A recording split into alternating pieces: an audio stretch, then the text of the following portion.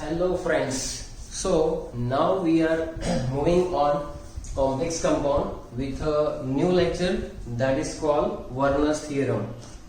और यहाँ पर कॉम्प्लेक्स कंपाउंड को समझने के लिए बहुत सारे साइंटिस्ट ने एक्सपेरिमेंट किए थे, लेकिन उसके अंदर Alfred Werner which is basically Swiss scientist, उसको ये जो है सफलता प्राप्त हुई है। बराबर है। तो जरा देखिए कि कॉम्प्लेक्स कंपाउंड एक ऐसी चीज है कि बिल्कुल नया चैप्टर है आपके लिए। तो 3-4 लेक्चर तक आपको बेसिक डेफिनेशंस और कुछ थियरम जो है वो पढ़ने पड़ेंगे अच्छे से, और उसके बाद डैम श्योर कि आपको ये जो चैप्टर है बहुत ही मजेदार लगने वाला है और आसान भी। चलिए तो शुरू करते हैं हम लोग। वर्नर्स थ्योरम जो है, तो लास्ट लेक्चर में हमने ये देखा कि कुछ कंपाउंड जो होते हैं वो स्टेबल होते हैं, जैसे कि KCl जो होता है वो स्टेबल ही है, लेकिन फिर भी उसके साथ MgCl2 जुड़ा।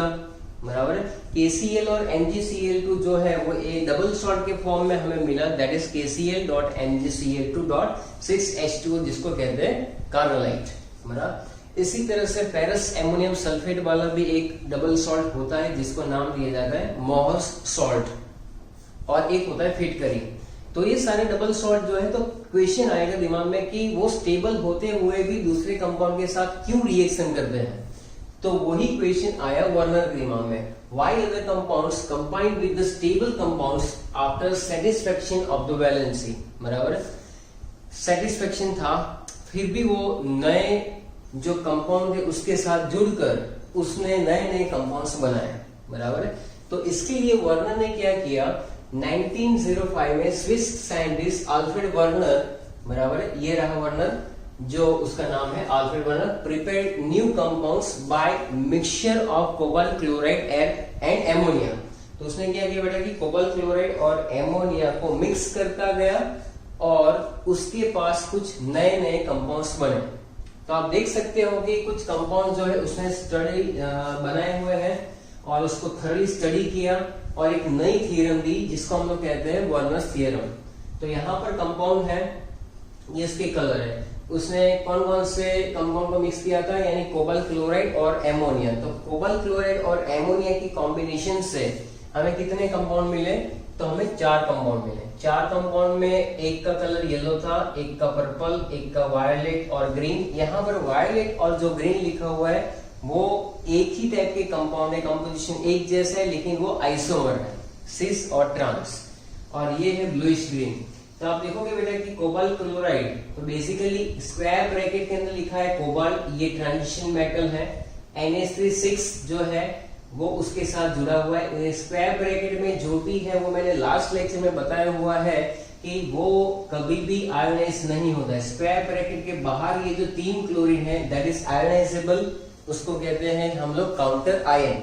चलो वो मैं नेक्स्ट लेक्चर लेने वाला हूँ जिसमें आपको बेसिक डेफिनेशन समझाऊंगा। फिलहाल इतना है। ये कंपाउंड में 6 एमोनिया अंदर, 3 क्लोरीन बाहर है, येलो कलर है। इसके बाद 5 एमोनिया, 1 क्लोरीन अंदर, 2 क्लोरीन बाहर, पर्पल कलर है। 4 एमोनिया, एक एमोनिया कम करते जाना है, एक क्लोरीन को अंदर ऐड करते जाना है। तो झंझट ही खत्म याद करने की। क्या करना है, पहले आप देखोगे 6 के 6 एमोनिया अंदर है, 3 क्लोरीन बाहर है। अब क्या करोगे, 1 क्लोरीन अंदर, 1 एमोनिया कम कर दो, यानी 1 क्लोरीन जैसे अंदर जाएगा, 5 एमोनिया, 1 क्लोरीन, वापस 1 गया, 4 एमोनिया, वापस खत्म, 3 क्लोरीन, 3 एमोनिया। तो ये सारे जो कंपाउंड्स है बेटा उसके कलर है yellow, purple, violet and green. मैंने अभी आपको बताया कि ये जो है वो डिफरेंट आइसोमर्स की वजह से यहाँ पर कलर डिफरेंट आ रहे हैं, और ये जो कंपाउंड है उसका ब्लूइश ग्रीन है। So why these compounds have a different color, why these have a different composition, उसके बारे में उसने पढ़ाई की।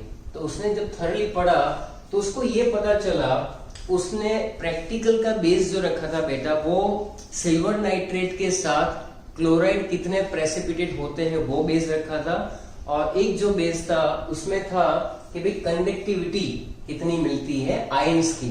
बराबर है। जब ये डिसोसिएट होंगे पानी में तो कंडक्टिविटी कितनी मिलती है आयंस की, उसका बेस रखते हुए ये उन्होंने थ्योरम बनाया था। वर्नर थ्योरम के सबसे पहले हम लोग पोस्टुलेट देखेंगे और उसके बाद हम लोग डिस्कस करेंगे कि ये जो प्रैक्टिकल परफॉर्म किया था वो कैसे हुआ था। बराबर है। चलो तो सबसे पहले हमारे सामने ये होता है कि मेटल जो होते हैं, metal possess two type of valency. Metal की दो टाइप की वैलेंसी होती है, एक को कहते हैं हम लोग प्राइमरी वैलेंसी और एक को कहते हैं हम लोग सेकेंडरी वैलेंसी। तो metal basically possess two type of valency, primary valency and secondary valency. Primary valency जो होती है वो बेसिकली बहुत ही सिंपल सा कंसेप्ट है। मान लो कि अगर तुम कुछ कंपाउंड बोलते हो कि जैसे कि PtCl4, तो उसमें प्लेटिनम का +4, COCl3 कोबाल्ट का +3, MgCl2 Mg का +2, बराबर। इस तरह से जो हमें मिलता है उसको कहते हैं प्राइमरी वैलेंसी। तो प्राइमरी वैलेंसी यानी क्या? Positive charge of the positive ion, simple सी बात है, positive charge of the positive ion. जैसे कि आप बोला कि भाई PtCl4, तो Pt+4, COCl3 यानी CO+3, these all are basically positive charge of the positive ion. So primary valency are those which a metal exhibit in the formation of its simple salt। वो क्या होती है? ये जो मेटल जो है अपने सिंपल सॉल्ट बनाने में एग्जिबिट करता है उसको कहते हैं primary valency. But nowadays this primary valency also called as oxidation state, बराबर है। इसलिए यहाँ पर लिखा हुआ है प्राइमरी वैलेंसी की इंफॉर्मेशन यहाँ से स्टार्ट होती है। It corresponds to oxidation state of metal atom और आयन, बराबर है। जो भी आपका कॉम्प्लेक्स होगा उसमें जो ट्रांजिशन मेटल एटम या तो आयन होता है उसकी ऑक्सीडेशन स्टेट को हम लोग क्या कहेंगे? That is primary valency. Oxidation state of metal atom और ion, that is primary valency. Okay, it is also called ionisable valency. इसको आयोनाइजेबल वैलेंसी भी कहा जाता है, बराबर है। तो वो बहुत ही सिंपल सी बात है। जैसे ही हम लोग एग्जांपल लेंगे, मान लो कि यहाँ पर मेरे पास है कि ये CONH3,6Cl3। अगर इसमें प्राइमरी वैलेंसी आपको कोई पूछ ले, चुपचाप इलेक्ट्रिक चार्ज जो है वो देख लो कि ट्रांजिशन मेटल के ऊपर कितना इलेक्ट्रिक चार्ज है। तो यहाँ पर कोबाल्ट जो है, कोबाल्ट के ऊपर आएगा बेटा, ये अमोनिया तो न्यूट्रल है, तो कोबाल्ट के ऊपर ये जो है, ये मान लो कि इसको मैंने X एज्यूम कर लिया, 6 अमोनिया है तो 6 into 0 plus 3 into -1 is equal to 0। What is the value of X? 6 into 0 है तो ये -3 सामने है तो +3। इसका मतलब कि इसके ऊपर जो हमारा चार्ज आ रहा है दैट इज CO+3, बराबर है। तो इसको बैलेंस करने के लिए 3Cl- है ना, है कि नहीं? और ये जो क्लोरीन है वो इसके साथ बेसिकली आयनिक बॉन्ड से जुड़े हुए हैं, so that is the primary valency. Primary valency is also called ionizable valency. Why? Because it is the positive charge of the positive ion. So in that case, basically it is the oxidation state of cobalt. It is the oxidation state of cobalt. बराबर है। इसी तरह से कोई भी अगर आप complex देखोगे तो उसके अंदर प्राइमरी वैलेंसी करस्पॉन्ड करती है ऑक्सीडेशन स्टेट के साथ। It is also called ionizable valency. It is satisfied by anion only. अब बट ऑब्वियस है कि पॉजिटिव जो है आयन, बराबर है, उसको न्यूट्रलाइज करने के लिए बेसिकली क्या चाहिए? नेगेटिव आयन चाहिए। तो प्राइमरी वैलेंसी किसके थ्रू सेटिस्फाई होती है? Negative, in short negative ion का मतलब एनायन के साथ। ओके, नेक्स्ट है बेटा कि it is non directional in nature. Non directional का मतलब क्या होता है? मान लो कि ये पॉजिटिव आयन है, बराबर है। अब उसके आसपास जो नेगेटिव आयन है कोई भी डायरेक्शन से आकर इलेक्ट्रोस्टैटिक फोर्स ऑफ अट्रैक्शन से उसके साथ जुड़ेंगे। Na+ है तो उसके आसपास Cl- है, कोई भी डायरेक्शन से आकर जुड़ सकता है, कोई प्रॉपर डायरेक्शन की बात है ही नहीं। अगर हम लोग PtCl4 देखें, COCl3 देखें, तो CO+3 के आसपास जो क्लोराइड आयन आते हैं it will come from any direction and that's why primary valency is called non directional. Primary valency कैसी होती है? Non directional. प्राइमरी वैलेंसी कैसी होती है? आयनाइजेबल। प्राइमरी वैलेंसी कैसी होती है? It is oxidation state of the metal और ion. Okay, so these are the some points about primary valency, बराबर। It is satisfied by anion only, so this is the primary valency, जो मैंने एक example में आपको बता दिया, बराबर है। यहाँ पर भी चुपचाप अगर आप कोबाल्ट का चार्ज देख लोगे तो देखो कोबाल्ट को X एज्यूम करो, ये 5 into 0 -1, ये है -2, तो -1 -2 3 हो गया, तो कोबाल्ट के ऊपर वापस 3 आ गया। तो ये सबके अंदर अगर आप कोबाल्ट का जो इलेक्ट्रिक चार्ज है, बराबर, चार्ज ऑफ कोबाल्ट जो आप ढूंढोगे बराबर, तो आपको जो मिल रहा है that is basically primary valency. Confusion clear? कोई डिफिकल्ट चीजें नहीं है, पढ़ते जाइए, मजे लेते रहिए बराबर। तो ये चीज हो गई आपकी प्राइमरी वैलेंसी के बारे में। सेकेंडरी वैलेंसी क्या होती है बराबर? तो जब कभी भी सेकेंडरी वैलेंसी की बात आती है तो स्क्वायर ब्रैकेट के अंदर मेटल के साथ जो भी डायरेक्टली अटैच है बराबर, जो भी डायरेक्टली अटैच है उसके नंबर कितने हैं वो आप देख लीजिए। जैसे कि ये है CONH6Cl3, ये तो ब्रैकेट के बाहर है। स्क्वायर ब्रैकेट के अंदर जो है ये 6 एमोनिया है। ये एमोनिया जो है उसको कहा जाता है लिगेंड। कुछ भी हो सकता है वो, वहां पर न्यूट्रल मॉलिक्यूल हो सकता है या तो नेगेटिव आयन भी हो सकता है। न्यूट्रल मॉलिक्यूल और negative ion which satisfy the secondary valency of cobalt बराबर है। तो ये जो 6 लिखा है ना वो कोबाल्ट की सेकेंडरी वैलेंसी है। टर्मिनल लेवल बात अलग है। कोई भी स्क्वायर ब्रैकेट उठाकर देख लीजिए, ये स्क्वायर ब्रैकेट देखिए तो उसमें 4 एमोनिया 2 क्लोरीन है, तो कोबाल्ट की यहाँ पर भी सेकेंडरी वैलेंसी कितनी हो जाएगी? 6 हो जाएगी बराबर है। कहीं पर आपको ऐसा बोला हो ब्रैकेट में NiCO4 निकल टेट्रा कार्बोनेट, तो निकल के साथ 4 जो CO जुड़े हुए हैं तो उस केस में सेकेंडरी वैलेंसी हो जाती है 4 बराबर है। यस, तो वेरी इजी। तो secondary valency are those which metal atom और cation exercise towards neutral molecules और नेगेटिव आयन, जिसको कहते हैं ligand, in the formation of complex ion. यानी क्या कहना चाहते हैं कि कॉम्प्लेक्स कंपाउंड फॉर्मेशन जब होता है तब जो भी नेगेटिव मॉलिक्यूल्स या तो नेगेटिव आयंस या तो न्यूट्रल मॉलिक्यूल्स जो मेटल आयन के साथ सीधे अटैच होते हैं which is non ionisable. Square bracket में मैंने लास्ट लेक्चर में भी आपको बताया था कि स्क्वायर ब्रैकेट जो होता है उसका फर्दर आयोनाइजेशन पॉसिबल नहीं है।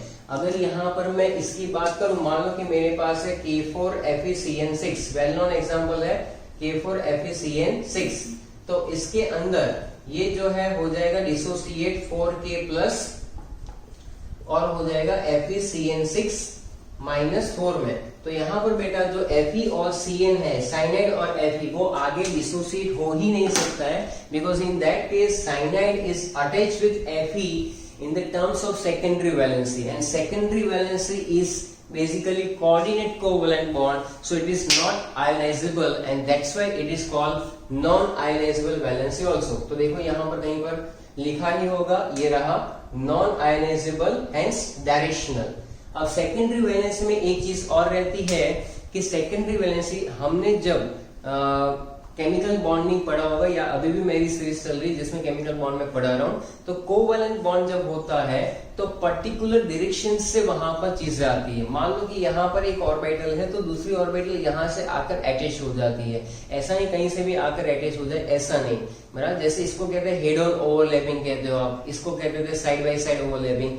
तो उस तरह से जो बॉन्ड फॉर्मेशन होता है उसके अंदर प्रॉपर डायरेक्शन से जो है वो ग्रुप ऑफ एटम या तो एटम जुड़ता है, इसको हम लोग कहते हैं डायरेक्शनल प्रॉपर्टी, और उसका पर्टिकुलर शेप भी होता है।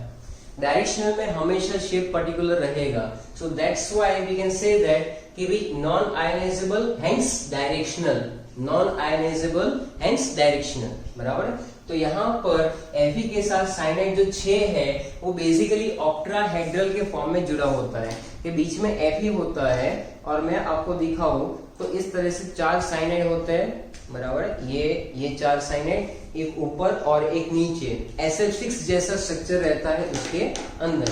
So in that case we can say that कि भाई ये डायरेक्शनल है। दूसरी बात, it is fix for metal. Secondary valency जो मेटल होती है वो पर्टिकुलर मेटल के लिए फिक्स होती है। यहाँ पर कोबाल्ट के कितने भी एग्जांपल देख लो, 6 ammonia 5 ammonia 1 chlorine 4 ammonia 2 chlorine, यानी 6 नंबर फिक्स जा रहा है, तो उसको हम लोग कहते हैं कि it is fix for a metal. यहाँ पर भी लिखा हुआ है, आप देख सकते हैं कि PtNH3 इस केस में सेकेंडरी वैलेंसी कितनी होगी प्लेटिनम की? 6 हो जाएगी। अगर आपको कोई पूछ ले कि प्राइमरी वैलेंसी कितनी होगी तो इट इज ऑक्सीडेशन स्टेट, तो इसके ऊपर चार्ज कौन सा आ जाएगा? अगर इसको मैं X एज्यूम कर लेता हूं तो ये हुआ, मान लो कि ये X है, 6 एमोनिया है, तो यहाँ पे 6 into 0 है, प्लस 4 into -1 क्लोरीन का चार्ज है, तो Pt के ऊपर +4 चार्ज आएगा। सो +4 जो चार्ज है basically it is called primary valency. और जो 6 एमोनिया इसके साथ सीधे जुड़े हुए हैं उसको कहते हैं सेकेंडरी वैलेंसी। मैं अभी आपको प्रैक्टिस भी करवाऊंगा। ओके, तो it is fix for the metal, बराबर है। It is also called coordination number. Most important point है ये बेटा कि कोऑर्डिनेशन नंबर भी उसको कहा जाता है। So in that case secondary valency को हम लोग कोऑर्डिनेशन नंबर भी कहेंगे। सो मेक श्योर कि यहाँ पर कोऑर्डिनेशन नंबर को सेकेंडरी वैलेंसी या सेकेंडरी वैलेंसी को कोऑर्डिनेशन नंबर भी मेंशन करेंगे। स्क्वायर ब्रैकेट में जब कभी भी आप देखोगे तो जनरली मेटल के साथ जो भी एमोनिया या तो क्लोरीन या जो भी जुड़ा होगा वो या तो न्यूट्रल मॉलिक्यूल होगा या तो नेगेटिव आयन होगा। तो लिगेंड कहते हैं उसको, क्या कहते हैं? लिगेंड। तो सेटिस्फाइड बाय नेगेटिव आयन और न्यूट्रल मॉलिक्यूल, और इन दोनों को कलेक्टिवली कहा जाता है लिगेंड। तो सेकेंडरी वैलेंसी किससे सेटिस्फाई होती है? प्राइमरी वैलेंसी सेटिस्फाई होती थी एनाइन से, और सेकेंडरी वैलेंसी सेटिस्फाई होती है आपके नेगेटिव आयन से या तो न्यूट्रल मॉलिक्यूल से। तो ये चीजें आपके दिमाग में क्लियर होनी चाहिए कि ये सेकेंडरी वैलेंसी जो है वो किस तरह से सेटिस्फाई यहाँ पर हो रही है। Okay, so that's how we can say that कि प्राइमरी वैलेंसी और सेकेंडरी वैलेंसी जो है, These are the basic points of the Werner theorem। ये हमारे कुछ बेसिक्स पॉइंट्स हैं जो वर्नर थ्योरम के अंदर सीखने हैं। तो ये हमने सीखा कि वर्नर थ्योरम में ये चीजें आ जाती हैं। चलो, अब इसके बाद जो हम लोग डिस्कस करते हैं कि जो प्रैक्टिकल परफॉर्म किया था उसका एक टेबल है, बराबर। तो टेबल ड्रॉ करके हम लोग उसके बारे में डिस्कशन कर रहे हैं।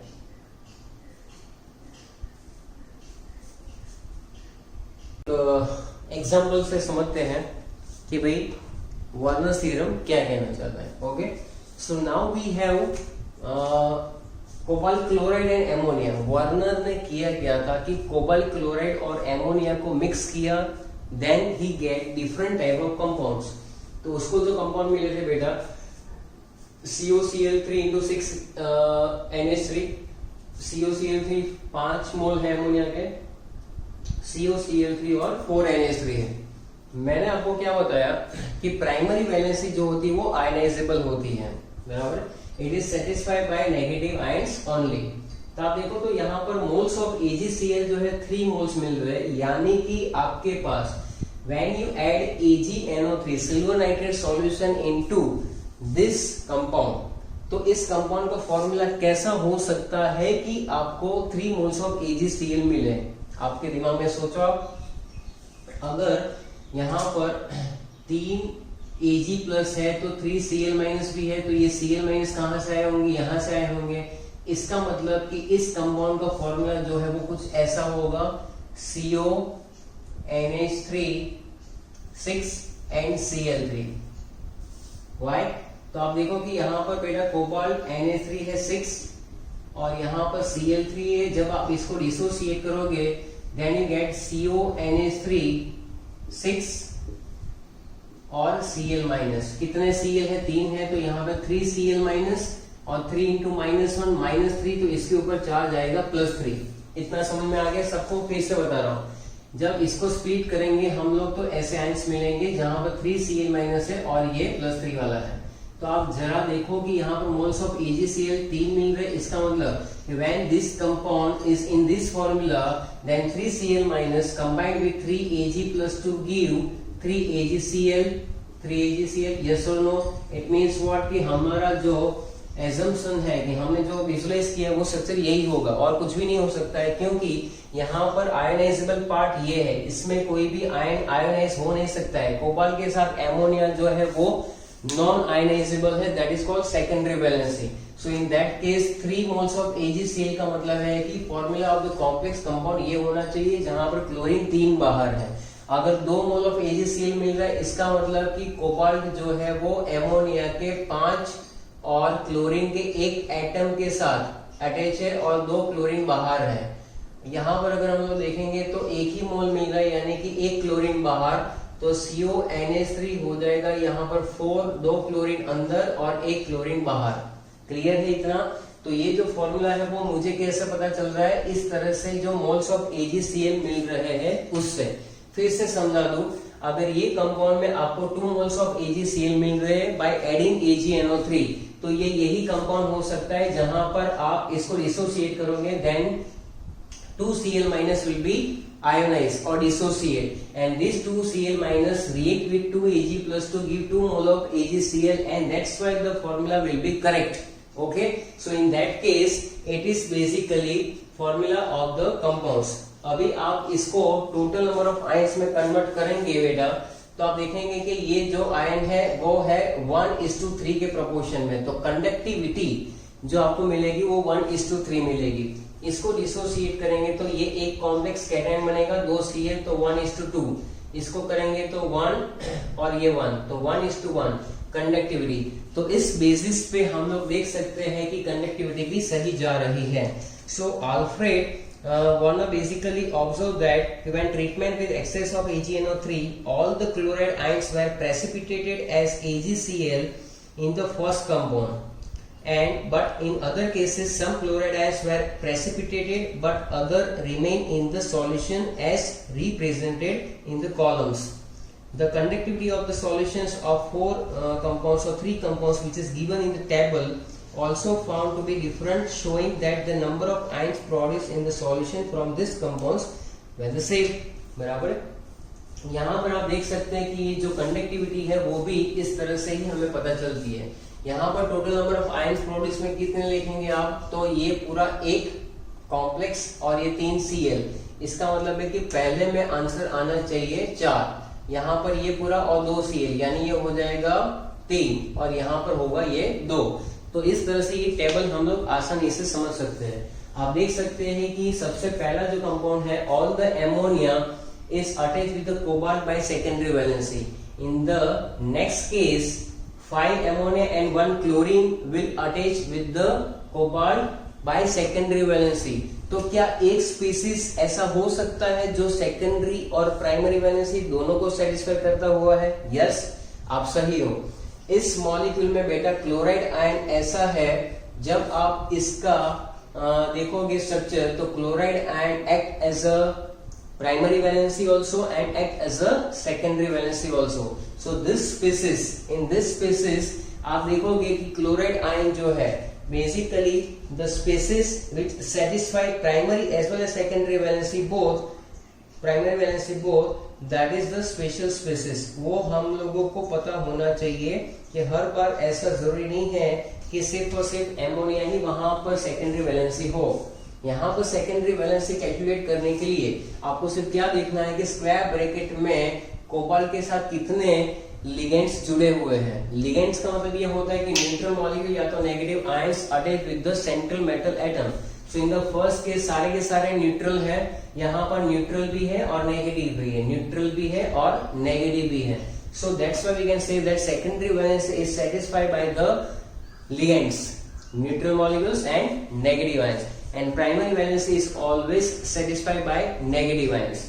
तो आप देख सकते हैं कि यहाँ पर आप कोई भी कंपाउंड ले लेंगे जिसके अंदर आप प्राइमरी वैलेंसी देखेंगे, तो प्राइमरी वैलेंसी का आंसर यहाँ पर x तो 3 आएगा। यहाँ पर भी अगर आप इसका आंसर निकालेंगे तो आप देख सकते हैं कि इसमें अलग अलग जगह पर आपका आंसर उसी तरह से निकलने वाला है। तो you can check it. Suppose second वाला जो है उसमें अगर हम लोग देखेंगे भी कोबाल्ट Na3 Cl2 बराबर है, इसको अगर मैं डिसोसिएट करता हूं, तो मेरा आंसर ये होगा CONa3 Cl और यहाँ पर 2Cl माइनस, यहाँ पर -2 हो रहा है तो ये हो जाएगा +2। कोबाल्ट का oxidation state X plus 5 ammonia है मेरे पास, तो 5 × 0 प्लस एक क्लोरीन का -1 है, सामने टोटल चार्ज है +2 एंड x का आंसर आया +3। So in that case also the primary valency is +3। पहले में तो +3 था ही, दूसरे में भी +3, इसमें भी आपका आंसर आएगा +3। तो आप देख सकते हैं कि भले प्राइमरी वैलेंसी इसमें +3 आ रही है सबके अंदर, सेकेंडरी वैलेंसी सबकी आपकी है +6। ओके, तो ये चीजें तो फिक्स है, but one species which act as a primary valency as well as secondary valency both. अगर हम लोग इसका स्ट्रक्चर बनाएंगे तो स्ट्रक्चर्स भी अलग अलग वैरायटी वाले मिलेंगे। अगर हम लोग पहले मॉलिक्यूल जो है वो अगर स्ट्रक्चर में डाल देते हैं, in that case we have a structure like that.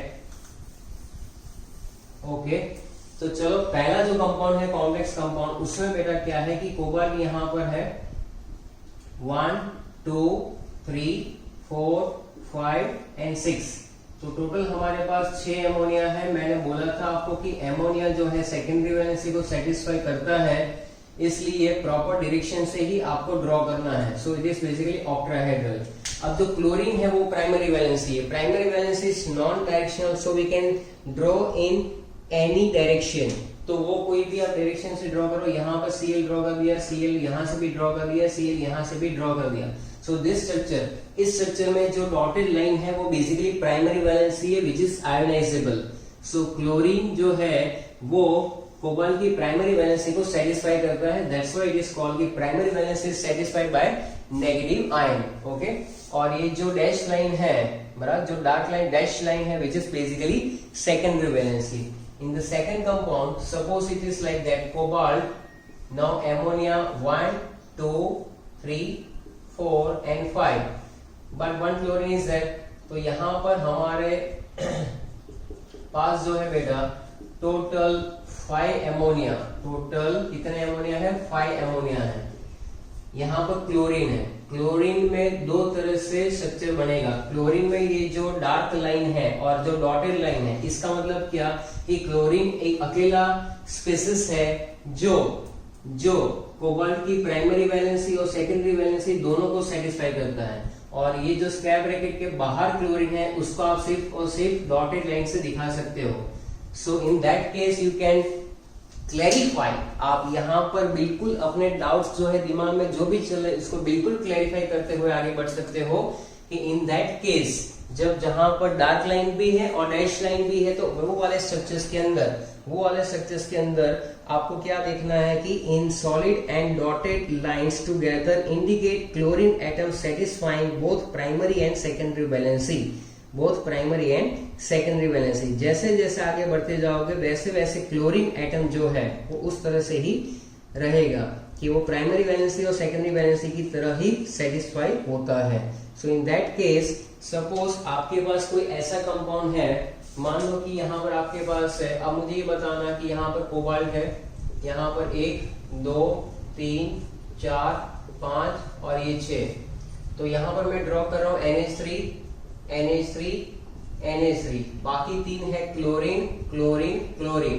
तो यहाँ पर ये जो मैं डॉटेड लाइन और डैश लाइन दोनों कर रहा हूँ, इसका मतलब कि ये जो है वो कोबाल्ट की प्राइमरी वैलेंसी और सेकेंडरी वैलेंसी दोनों को सेटिस्फाई करता हुआ है। Chlorine primary valency and secondary valency दोनों को सेटिस्फाई करता हुआ है।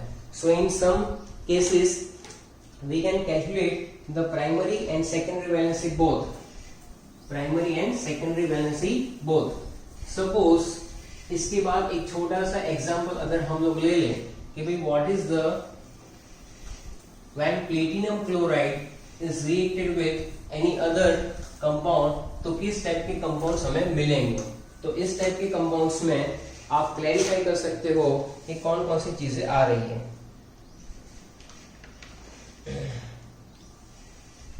Now right it down, PtCl4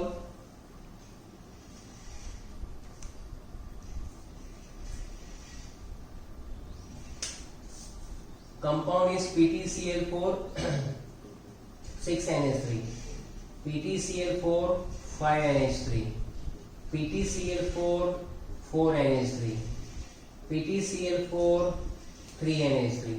So in that case ये हमारे कुछ compounds है, compounds of the complex।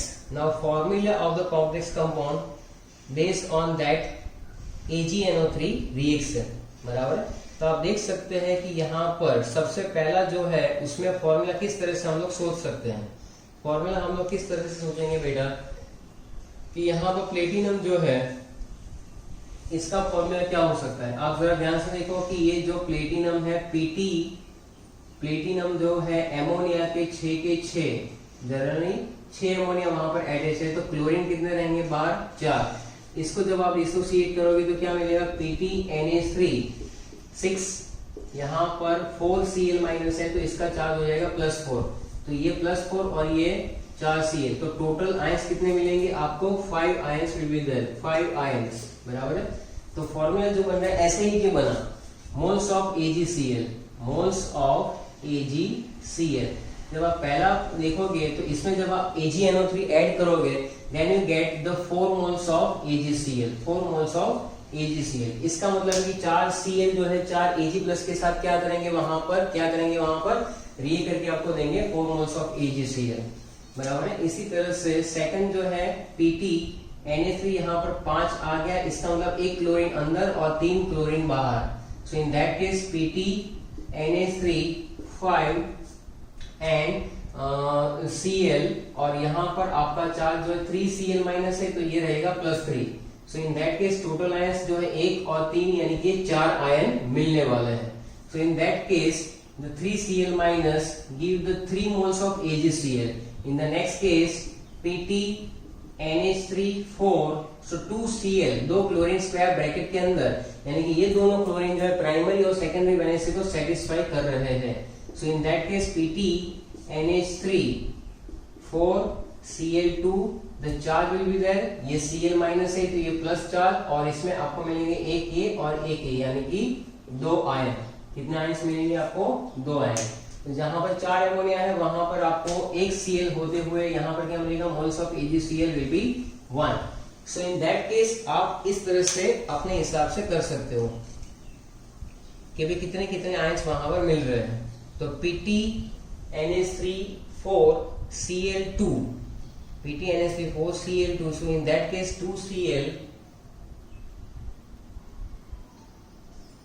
2Cl ion minus will be there. So sorry, यहाँ पर जैसे मान लो कि टोटल हमारे पास 4 क्लोरीन है, यहाँ पर 3, तो 2 अंदर गए तो 2 बाहर रहेंगे, तो यहाँ पर 2Cl minus.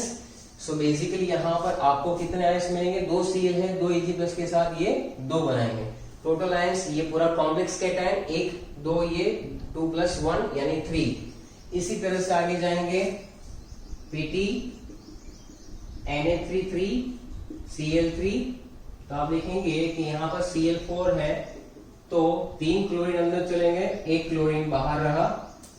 So in that case it will be PT NH3 thrice Cl3 plus, तो ये +2 चार्ज बन जाता है, और ये Cl minus. In that case it will B 2। तो यहाँ पर 1 Cl माइनस है तो AgCl वाला प्रेसिपिटेट आपको 1 ही मिलेगा। So that's how we can make the formula from the moles of AgCl also. तो इस तरह से लॉजिक बनाते जाओ और आप कुछ सीखते जाओ। इस केस के अंदर इस तरह से फॉर्मूला बन सकता है, जहां पर टोटल नंबर ऑफ आयंस जो है हमारे 5 4 3 2 ये रहते हैं, ये रहेंगे। और अगर इस तरह से आगे भी बढ़ सकते हैं हम लोग, तो और डिफरेंट स्ट्रक्चर्स हम लोग फॉर्म कर सकते हैं। So on the basis of that, we can conclude that what is primary valency and what is secondary valency. Suppose यहाँ पर आपको primary valency पूछ ले, तो आपको क्या करना है, सीधा इससे निकाल सकते हैं आप, ये x है +6 × 0 = +4. So what is the answer? +4. So oxidation state of platinum, that is +4, that is primary valency. 6 is the coordination number also, and it is all secondary valency also. So that's how the primary valency and secondary valency will be done.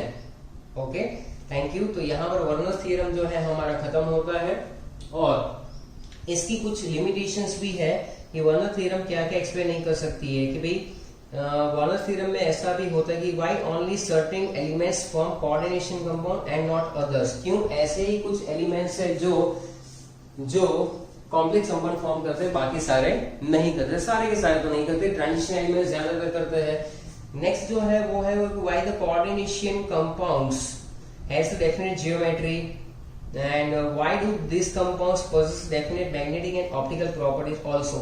तो इसकी definite geometry भी रहती है, optical property रहती है, magnetic property रहती है, जो हम लोग आगे पढ़ने वाला है। कोई भी कॉम्प्लेक्स कंपाउंड होगा, कुछ लिमिटेशंस होगी, तब जाके हम लोग उसकी क्या करेंगे, आगे एक नई थियरी भी पढ़ सकते हैं। So this are the modifications जो हम लोग पढ़ने वाले हैं।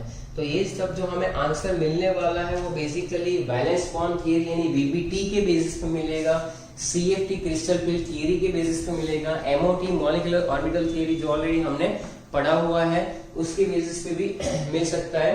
और लिगेंड की लिगेंड फील्ड थियरी भी है, जो हम लोग हालांकि सिलेबस में है नहीं, लेकिन उसके बेसिस पे भी इसके आंसर्स निकाल सकते हैं.